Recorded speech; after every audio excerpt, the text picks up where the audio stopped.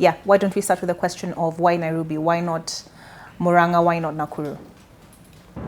It wasn't very easy because people of Murang'a had gotten used to what I did in my 10 years as a member of parliament for Gatanga. So it wasn't very easy. But remember, I was born here in Nairobi. I was born in Eastlands. I grew up in Eastlands. I did my primary school in Eastlands. I went to secondary in Eastlands. I did my high school in Eastlands. I did my further education in Nairobi. I've worked all my life in Nairobi. And even when I was a member of parliament in Murang'a, precisely Gatanga, I still slept in Nairobi. Now I've seen Nairobi in better days, in better times when I was growing up. And I felt that Nairobi gives the best challenge for me to try and take it back to its good old days. You know, when everything worked, when the transport worked, the transport system, when health services worked, when water services worked, when Nairobi was cleaner. And I felt that Nairobi being the capital city really requires somebody who is not only a manager but has ability and capacity to deliver these services to the people. Otherwise, for all the business interests we have in Nairobi, for all the livelihoods that are there in Nairobi, if we do nothing about it, it will grind to a halt. Okay, so you feel it's your civic responsibility? Yes. I feel I have an obligation to do something for the people of Nairobi. I really want to work for the people of Nairobi and just to show them a difference. Okay. Of so what hard work, what meaning to work means. Yeah. Okay. What are some of the key things you'd be looking to accomplish? I would love to decongest Nairobi. I would love to decongest Nairobi. I would love to sit down with border operators. I would love to sit down with hawkers. I would love to sit down with matatu operators, because these are the greatest stakeholders of our city, just to discuss on how we can organize Nairobi for ourselves. I would love to see poor people get water. I grew up in what was one of the poorest estates then. We had free water. If you give the poorer of the poorer free water, you ease off on very many medical facilities that are required by people who don't have clean and good water to drink. So I'd love to see that. But a more critical element, I would like to decentralize further from City Hall to actual areas where the people are. I would love to see services going to the roots of the city. Okay, what about a cleaner Nairobi? That is something that will be achieved in the short term. Between 1 month and 6 months, we'll make Nairobi clean in terms of garbage collection. Because look at what the current governor has done. Okay. He has simply neglected. Now that he has seen me make lots of noise about it and pledges, I've seen some workers from City Hall in yellow coats now trying to clean. You know, drainage cleaning should be a weekly thing, not a once thing when somebody makes noise or somebody complains. Look at all these trees, old trees that are being felled now, just to allow for billboards. We made noise. We hear that they issued instructions to stop, but the damage is done. The trees at Gatanga, Gishuru Junction will never come back again. They took 100 years to grow or more. What do you have to say to those who say you're perhaps too soft for Nairobi politics? Well, I think what people need is somebody who will deliver the services. Then they can judge whether you are soft or hard. I think what I can tell Nairobians is I have what it takes to turn around this city and make it a working city.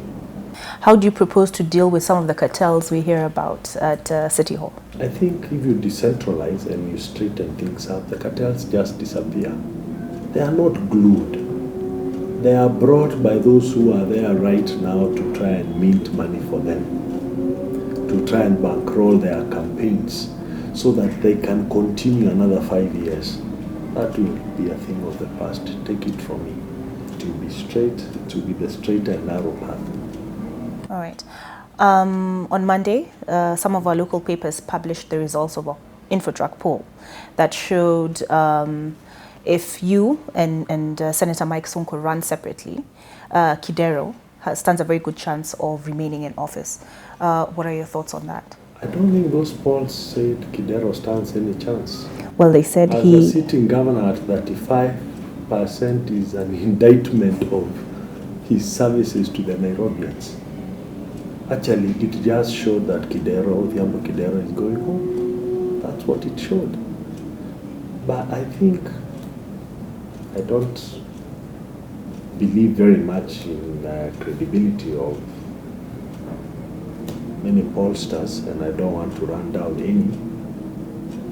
I think what came out first is that people believe in the Jubilee Party much more than they believe in the NASA.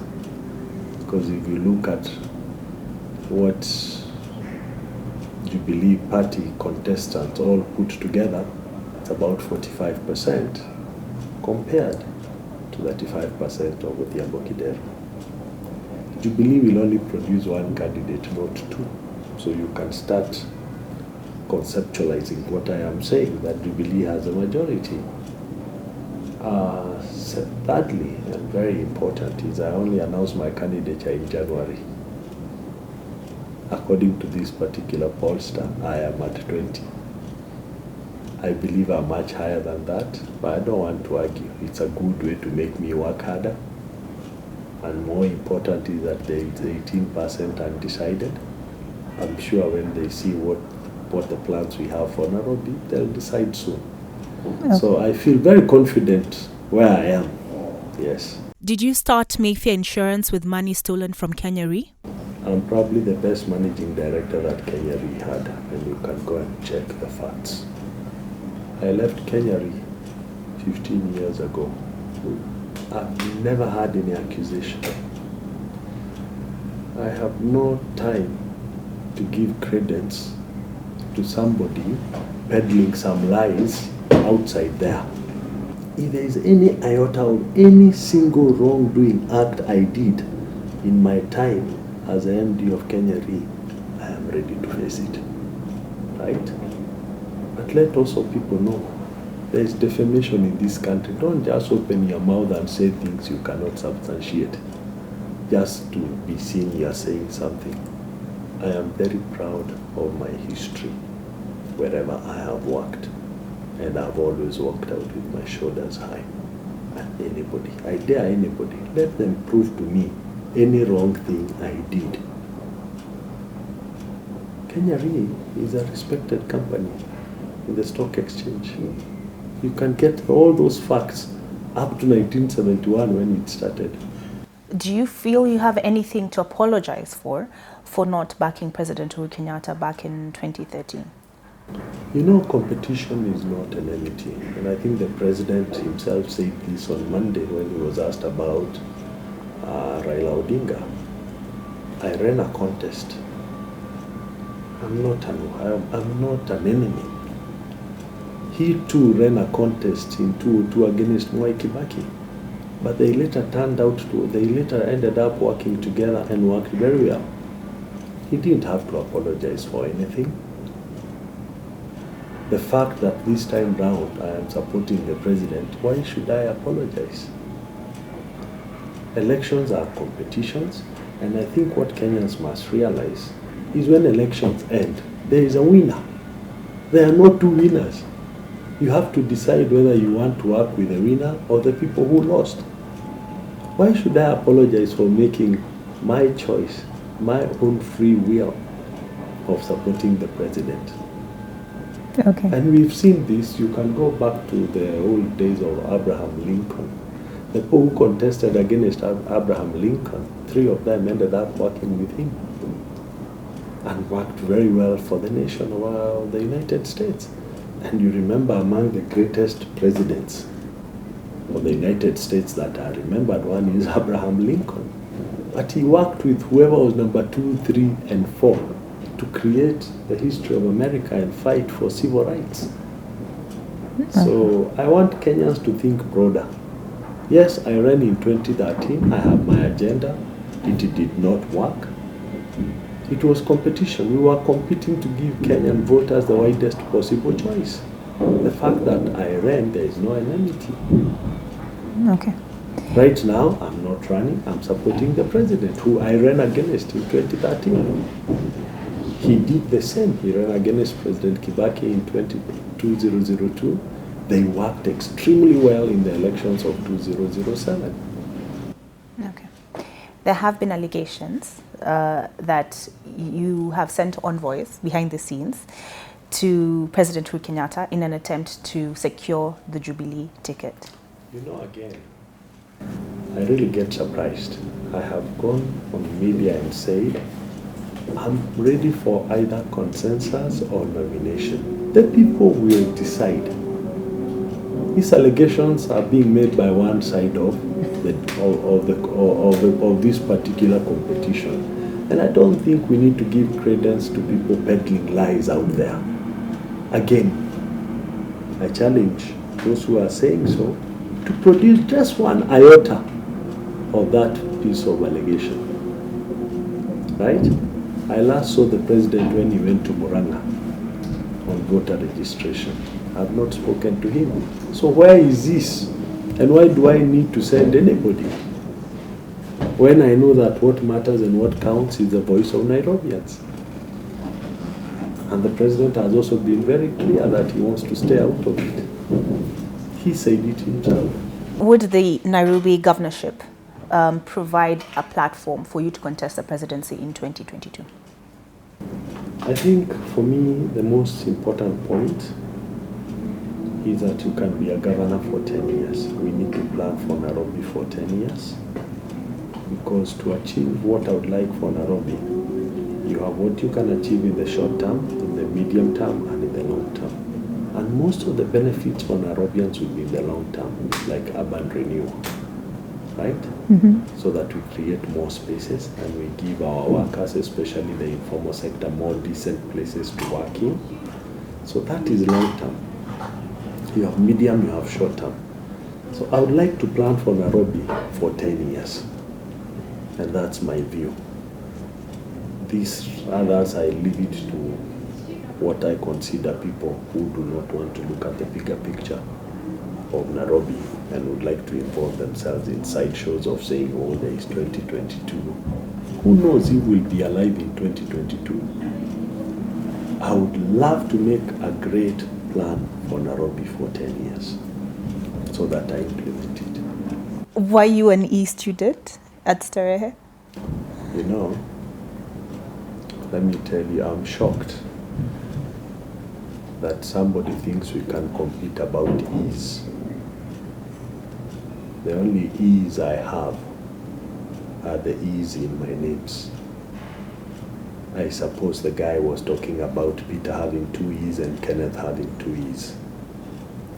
And I think people are again short-sighted. I presented my academics in 2013, thoroughly scrutinized at KICC in full glare of cameras. It's very clear what I got. During my time, there were no E's. You had divisions. Let us also be realistic here. I'm an O-level, A-level student, right? Starehe was the greatest school during my time. There were no failures, right? And you can take that to the bank.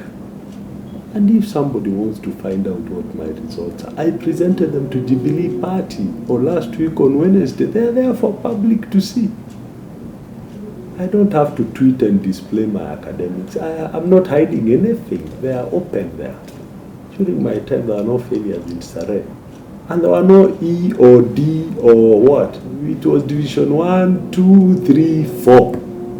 Then, as expected, I passed my O-level and proceeded to do my A-level. If anybody is serious about finding out, they are there in public. Yeah. But the only E's that I have are in my names. I suppose that's what people are talking. That's what he was talking about. But it's also height of ignorance to compete on failure. To say it's the height of ignorance to compete. What is there so much to talk about? I got E, the other one got E's.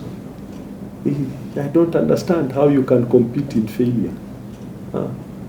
You should be competing in bringing out the best. Yes. Okay. Anything you'd like to add? I'm very proud of my academics, so I'm not bothered. Stara is a great institution. It molded me to what I am. It built me. Remember there, I went because my mom could not afford education. So I got bursary in that school. So I value everything that I got from there. Finally, I would like to say this. I expected much more from my friend Odhiambo Kidero as a governor of Nairobi.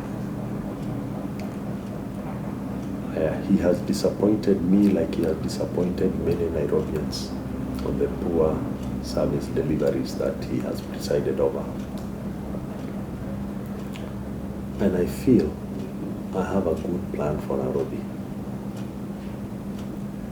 And I know I will implement it for the people of Nairobi. Whenever I have been asked to serve in any position, I have done my level best, and history can judge me. History can actually judge me.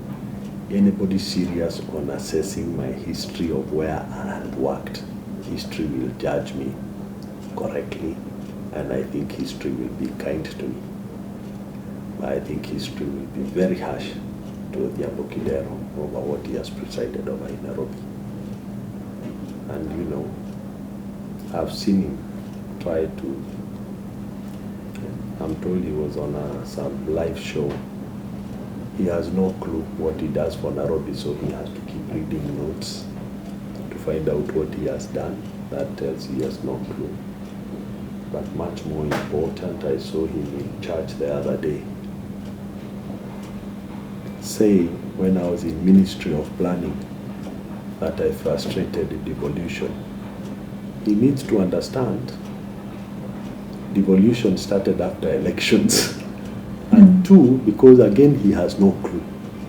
He needs to understand the midwifing of Constitution was in Ministry of Finance and Treasury, not Ministry of Planning.